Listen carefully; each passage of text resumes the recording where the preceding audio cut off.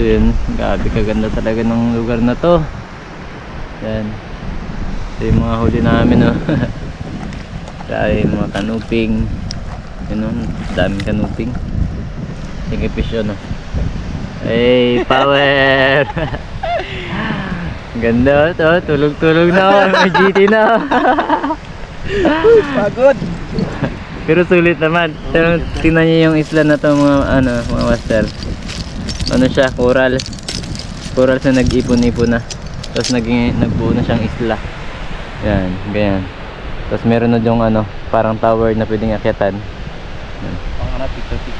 Picture. Tapos pwede tambayan. Yan, palibot niya. Napakalapad na bahura. Puro bahura to palibot. Yan. Tapos kumpleto na yan dito, master, no? Yung mga pwedeng mahuli. Oo, may spot dito na puro grouper, may spot na puro kanuping. Tapos kung gusto mo mag-GT hunt, yung mga mamawhan, meron din siya. Yun. Kaya yung mga huli namin dito, mga master,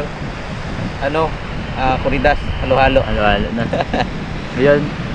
Yung kasama namin yan, inaantay na namin. Hindi pa magpaawat. Dami kasing nahuli. Panalo talaga yung spot. Ayos. Sulit.